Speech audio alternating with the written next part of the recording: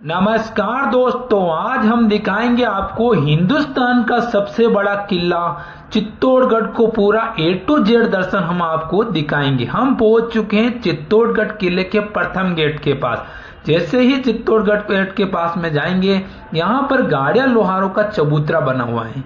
कहा जाता है कि जिस समय यह किला अधीन हुआ था उस समय गाड़िया लोहारों ने शपथ ली थी कि जब तक ये किला स्वतंत्र नहीं हो जाता तब तक इस किले के अंदर पांव नहीं रखेंगे। जैसे आगे की तरफ जाओगे, यहाँ पर है ये प्रथम गेट बना हुआ है पाडन पोल। इसी पाडन पोल के बाहर रावत बाग जी का स्मारक बना हुआ है। ये रावत बाग जी गुजरात के बहादुर शाह से लड़ते हुए इसी जगह पर शहीद हो गए थे, इसी कारण इनका स्मारक बना हुआ है यहाँ पर। अब चलते हैं दोस्तों आगे की तरफ। जैसे ही आगे की तरफ बढ़ेंगे, आपको चित्तौड़गढ़ का दूसरा गेट दिखाई देगा जिसका नाम है भैरव पोल। यह भैरव पोल को पार करते हैं और जैसे ही पार करने के बाद पीछे से मुड़कर देखने पर इस तरह का व्यू दिखाई देता है। भैरव पोल से कुछ ही दूरी पर जाने पर यहाँ पर आपको कल्लाजी राठौड़ का मंदिर दिखाई देगा। कल्लाजी राठौड़ 1568 के समय अकबर की सेना से युद्ध करते हुए इसी जगह पर शहीद हो गए थे, इसी कारण कल्लाजी राठौड़ का मंदिर बना हुआ है। यहाँ पर कल्लाजी राठौड़ के मंदिर के पास ही उनके काका जयमल जी राठौड़ का मंदिर भी बना हुआ है। दोनों मंदिर पास पास में बने हुए। कल्लाजी राठौड़ और जयमल जी राठौड़ दोनों काका भतीजा थे। उन्होंने अकबर की सेना से ऐसा युद्ध किया कि वह इतिहास के अंदर अमर हो गए। ये जो आप सामने देख रहे हो दोस्तों, ये चित्तौड़गढ़ का तीसरा गेट है जिसको हनुमान पोल के नाम से जाना जाता है। और ये जो आप सामने देख रहे हो, ये गणेश पोल के नाम से जाना जाता है।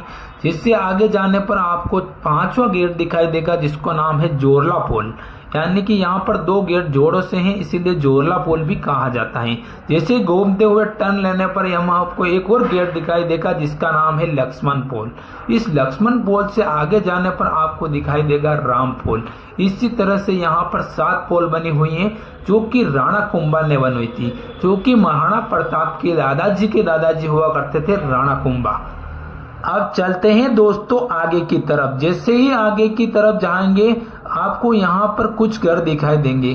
कुछ घर दिखाने के बाद यहाँ पर टर्न के ऊपर वीर रावत फत्ता जी का मंदिर बना हुआ है। ये जो आप सामने देख रहे हो वीर रावत फत्ता जी है। कहा जाता है कि 1568 के समय युद्ध हुआ था, उस समय यहाँ पर शहीद हो गए थे, इसीलिए यहाँ पर इनका मंदिर बना हुआ है। इसके आगे जाने पर इस तरह से आप बीच वाले भाग में यहाँ पर यहाँ के स्थानीय निवासी रहते हैं। इससे फिर आगे जाने पर आपको यहाँ पे मिलेगी टिकट खिड़की। इस टिकट खिड़की से टिकट ले लीजिए और टिकट खिड़की से टिकट 3 जगह पर काम आएंगे। सबसे पहले ये टिकट आपको लगेगा यहाँ पर राणा कुंभा महल के अंदर। ये राणा कुंभा महल चित्तौड़गढ़ के राजा महाराजा की फैमिली और राजा महाराजा इसी महल के अंदर रहते थे। जिस राजा शासन काल के अंदर जब राजा राज हुआ करता था, उस समय राजा जो रहते थे, चित्तौड़गढ़ के जो राजा हुआ करते थे, वो इसी महल के अंदर रहते थे। इस राजमहल के यहाँ राणा कुंभा, राणा सांगा, राणा उदय सिंह और महाराणा प्रताप का बचपन भी इसी महल के अंदर गुजरा था। इस महल को आज राणा कुंभा महल के नाम से जाना जाता है। अब इस महल की स्थिति टूट फूट कर जर्जर हो गई है। यह सरकारी कब्जे में है अभी फिलहाल। इस महल के अंदर से एक सुरंग बनी हुई है जो कि गोमुख कुंड की वहां जाकर निकलती है। ये जो आप सामने देख रहे हो यह बड़ी पोल है। वो जो आप सामने महल देख रहे हो फतेह प्रकाश महल है। इसी तरह आगे बढ़ने पर आपको दिखाई देगा विजय स्तंभ। ये जो आप देख रहे हो यह विजय स्तंभ है। यह विजय स्तंभ राणा कुंभा ने मालवा और गुजरात के विजय के उपलक्ष्य में उन्होंने 14वीं शताब्दी में बनाया था। यह विजय स्तंभ 9 मंजिला है और इसी विजय स्तंभ के पास ही ये जो आप हरा हरा बाग देख रहे हैं, इसको जौहर कुंड के नाम से जाना जाता है। पहले यहाँ पर बहुत बड़ा जौहर कुंड होता था, जो कि विजय स्तंभ के पास ही जौहर कुंड बना हुआ है। इस विजय स्तंभ की आकृति ऐसी ही कि बहुत ही टेक्नोलॉजी से अब बनाया गया है। यह बहुत ही सुंदर है, विशाल है और 9 मंजिला ऊंचा भी है, जो कि चित्तौड़गढ़ किले का सबसे ऊंचा स्तंभ है। अब दिखाते हैं आपको जौहर कुंड। ये जो आप हरा बाग देख रहे हो इसको जौहर कुंड के नाम से जाना जाता है। ये छोटा सा जो आप कुंड देख रहे हो इसको हवन कुंड कहा जाता है। जिन जिन रानियों ने यहाँ पर जौहर क्या उनकी आत्म शांति के लिए हवन किया जाता है हर साल। ये जो आप सामने देख रहे हो ये सती महल हुआ करता था पहले। इसी जगह से जौहर करने वाली रानी कूदती या महिलाएं कूदती और इसी जगह पर जौहर करती थी। अब दिखाते हैं आपको समाधीश्वर मंदिर, जिसमें बर्मा, विष्णु और महेश जी तीनों एक साथ बैठे हुए हैं। यह मंदिर जौहर कुंड के पास में ही बना हुआ है और यह मंदिर एक विशाल मंदिर बना हुआ है। ये जो आप सामने देखिए, दर्शन करिए, बर्मा, विष्णु और महेश जी की मूर्ति एक ही जगह पर समाई हुई है, तीनों एक साथ हैं। अब चलते हैं दोस्तों आगे की तरफ। यहाँ पर जौहर स्थल का बोर्ड लगा हुआ है। यहाँ पर 3 जौहर हुए, कब हुए, क्यों हुए, इसका स्क्रीनशॉट लेकर आप पढ़ सकते हो। अब ये जो आप सामने देख रहे हो रानी पद्मिनी की काल्पनिक मूर्ति है, जो कि गौमुख कुंड के पास में बनी हुई है। और यहाँ पर लिखा हुआ है गुफा बंद है। ये गुफा बंद है। ये गुफा जो राजमहल से यहाँ पर आती थी, ये जो रानियां जो होती थी, जो राजमहल से लेकर यहाँ तक आती थी और गौमुख में नहाती थी, गौमुख कुंड के अंदर नहाती थी, तो जिसके कारण अंदर ही अंदर आती थी, बाहर से नहीं आना पड़ता था।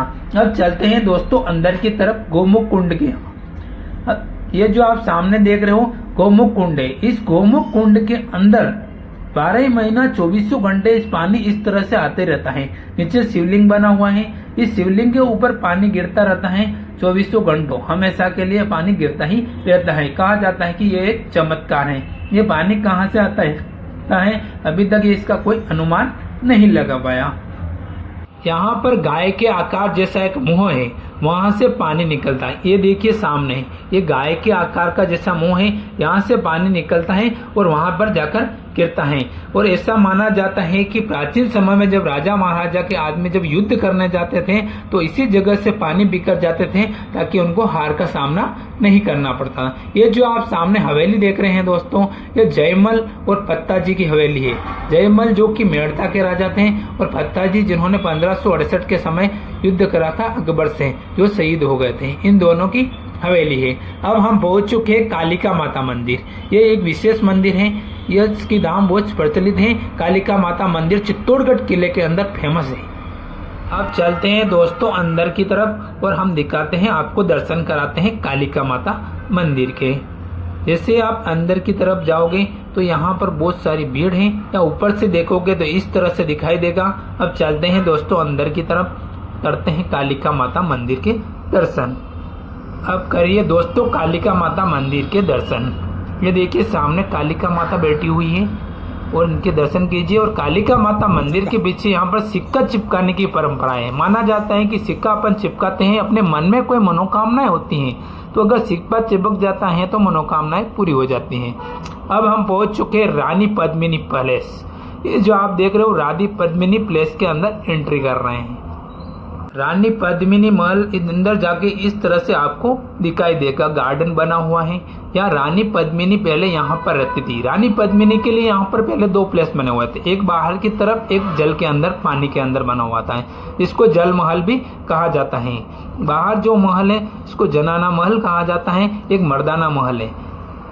इतिहास के अंदर कोई रानी अगर प्रसिद्ध हुई तो वो है रानी पद्मिनी। ऐसा भी माना जाता है कि रानी में रानी पद्मिनी, इसीलिए रानी पद्मिनी का सबसे ऊंचा स्तर माना गया है चित्तौड़गढ़ किले के अंदर। अब चलते हैं दोस्तों अंदर की तरफ। ये जो आप सामने देख रहे हो ये महल बाहर की तरफ है। इसी के पीछे एक अंदर की तरफ महल बना हुआ है, जिसको जल महल के नाम से जाना जाता है। ये जो आप सामने देख रहे हो दोस्तों नीचे की तरफ, वो पानी के अंदर महल है। इस बारिश के समय में यह चारों तरफ से पानी पूरा भर जाता है और राजा महाराजों के समय यहाँ पानी भरा हुआ ही रहता था। और इसको अंदर जाने के लिए नाव का इस्तेमाल किया जाता था, और इसके बाद नाव को वहां से हटानी दी जाती थी। पहला कारण यह था कि कोई शत्रु सेना इसके ऊपर आक्रमण नहीं कर सके। दूसरा कारण यह भी था कि गर्मी के अंदर यहाँ पर ठंडी हवाएं आ सके, इसीलिए इस महल को पानी के अंदर बनाया गया है। इसको रानी पद्मिनी पैलेस के नाम से जाना जाता है। इसी पद्मिनी पैलेस के पास ये छतरी बनी हुई। इस छतरी पर देखिए यहाँ पर कलाकार आए हैं, जो कि रानी पद्मिनी पैलेस का यहाँ पर चित्र बना रहे हैं। रानी पद्मिनी पैलेस देखने के बाद यहाँ से हम चलते हैं आगे की तरफ, देखते हैं दूसरी जगह। अब हम पहुंच चुके हैं दोस्तों जैन मंदिर, जो कि कीर्ति स्तंभ के पास में बना हुआ है। यहाँ पर जैन मंदिर भी बने हुए हैं इस किले के अंदर बहुत सारे। ये जो कीर्ति स्तंभ है ये 7 मंजिला है, यह जैन समुदाय ने बनाया हुआ है। इसको कीर्ति स्तंभ के नाम से जाना जाता है। इसी के पास में जैन समुदाय का मंदिर भी बना हुआ है। और अब चलते हैं दोस्तों आगे की तरफ। अब हम आपको दिखाते हैं चित्तौड़गढ़ किले का जो मुख्य गेट, जो कि राजा और महाराजाओं के समय में हुआ करता था। अब चलते हैं वहां की तरफ। जिस समय हमने एंट्री की थी वह पीछे राजा और महाराजाओं के समय का पीछे का दरवाजा हुआ करता था पार्डन पोल। और अब हम दिखाएंगे राजा और महाराजाओं का मुख्य दरवाजा, जिसको सूरज पोल के नाम से जाना जाता है। अब हम पहुंच चुके हैं दोस्तों सूरज पोल। ये जो आप गेट देख रहे हो दोस्तों, इसको सूरज पोल के नाम से जाना जाता है, जो कि राजा महाराजाओं का मुख्य दरवाजा हुआ करता था। जब कोई एंट्री करता था तो इसी जगह से आता था। वो जो आपने पहले गेट देखा था वो पीछे का गेट माना जाता था राजा महाराजा के समय, लेकिन अब आने के लिए इधर से आया जाया नहीं सकता था, क्योंकि अब पीछे की तरफ से आते हैं। जो भी दार्शनिक करने से आते हैं, इस किले के अंदर आते हैं, तो पीछे वाले गेट के अंदर से अंदर आते हैं। चलते हैं नीचे की तरफ और नीचे से आपको व्यू दिखाते हैं इस किले का, कि पहले किस तरह से इस तरफ यहाँ पर किला बना हुआ है, कितना ऊंचा है। नीचे जाने के बाद थोड़ा सा अच्छा से दिखाई देगा। तो चलते हैं नीचे की तरफ। ये देखिए दोस्तों, ये जो सामने आप खाली मैदान देख रहे हो, पहले राजाओं महाराजाओं या किसी भी शत्रु सेना के साथ में जो युद्ध होता था इसी मैदान के अंदर होता था। कहा जाता है कि अलाउद्दीन खिलजी और रावल रतन सिंह जी के बीच में जो युद्ध हुआ था रानी पद्मिनी के कारण, ये युद्ध भी इसी मैदान में हुआ था। नीचे की तरफ जाने पर इस तरह से इस सूरजपोल गेट से पहले एक गेट और बना हुआ है, ताकि कोई भी शत्रु सेना आक्रमण करे तो इससे पहले ये दरवाजा उसको तोड़ना पड़ेगा, इसके बाद उस दरवाजे तक पहुंचा जा सकता था। यह सिक्योरिटी के लिए बनाया गया है। ये नीचे जाने पर इस तरह से सीढ़ियां बनी हुई हैं। इस सीढ़ियां को चढ़ते हुए किले के अंदर प्रवेश किया जाता था। ये किला ऊंचा बना हुआ है, नीचे जाने पर बहुत ही नीचे से दिखाई देता है। ये बहुत ही ऊंचा किला भी है और सबसे बड़ा किला भी माना गया है भारत का। राजस्थान का सबसे ऊंचा किला तो कुंभलगढ़ है। ये इसके बाद इसकी ऊंचाई भी बहुत अच्छी है। किले के दरवाजों के अंदर नुकीली किलों का प्रयोग किया जाता था, ताकि कोई भी शत्रु सेना इन दरवाजों को तोड़कर अंदर नहीं आ सके। अब चलते हैं दोस्तों आगे की तरफ। ये जो आप खुला मैदान देख रहे हो, अब हम पहुंच चुके हैं इस सूरजपोल गेट के ऊपर, जहां से शत्रु सेना के ऊपर सैनिक, चित्तौड़गढ़ के सैनिक खड़े रहकर यहाँ से तीर बरसाते, या जहां पर इस किले की रखवाली करते उसके ऊपर जहां खड़े रहते थे। अब हम वहां पहुंच चुके हैं इस सूरजपोल गेट के दरवाजे के ऊपर। तो दिखाते हैं हम अभी कहाँ पर खड़े हैं। तो देखिए दोस्तों, ये जो आप जगह देख रहे हो दोस्तों, यहाँ पर सैनिक पहले खड़े रहते थे चित्तौड़गढ़ की रखवाली करने के लिए। यहीं पर सैनिक खड़े रहते थे और 2400 घंटे यहाँ पर पहरेदारी की जाती थी। ये देखिए दोस्तों, यहाँ पर लंबी बनी हुई है, या पीछे जो आप देख रहे हो ये बिस्तर, ये दीवार पूरी तरह से बनी हुई है, चारों तरफ इस तरह से बनी हुई है ताकि सैनिक इसके ऊपर खड़े रह सके। ये जो आप देख रहे हो यहाँ छोटा सा रूम बना हुआ है, या सैनिक विश्राम करते थे। और ये सीढ़ियाँ इस तरह से बनी हुई है यहाँ पर। इसके बाद हम इसे ये ऊपर वाली जगह दिखाते हैं, सबसे ऊपर वाली जगह। ये जो आप जगह देख रहे हो ये सबसे ऊपर वाली जगह है। इस जगह से तीर छोड़ा करते थे पहले सैनिक। अब हम दिखाते हैं आपको मीराबाई का मंदिर, जो कि विजय स्तंभ के पास में बना हुआ है। वो पहले छूट गया था, ये थोड़ा की अंदर की तरफ में बना हुआ है इसीलिए। तो अब चलते हैं मीराबाई मंदिर के अंदर। ये जैसे आप अंदर की तरफ जाओगे आपको सामने कुंभ श्याम का मंदिर दिखाई देगा। बहुत सारे लोग क्या करते हैं, इसी मंदिर को मीराबाई का मंदिर समझकर दर्शन करके चले जाते हैं, जबकि मीराबाई का मंदिर इसी कुंभ श्याम मंदिर के पास में बना हुआ है। ये जो आप सामने मंदिर देख रहे हो इसको कुंभ श्याम मंदिर के नाम से जाना जाता है। और इसी मंदिर के पास में ये जो आप सामने देख रहे हो यह मंदिर मीराबाई का मंदिर है। चलते हैं अब मीराबाई के मंदिर की अंदर की तरफ। यह मंदिर वैसे तो कृष्ण भगवान का है, लेकिन मीराबाई के मंदिर के नाम से प्रसिद्ध है, क्योंकि मीराबाई जो थी इसी मंदिर के अंदर भगवान श्री कृष्ण की पूजा अर्चना क्या करती थी इसी मंदिर के अंदर।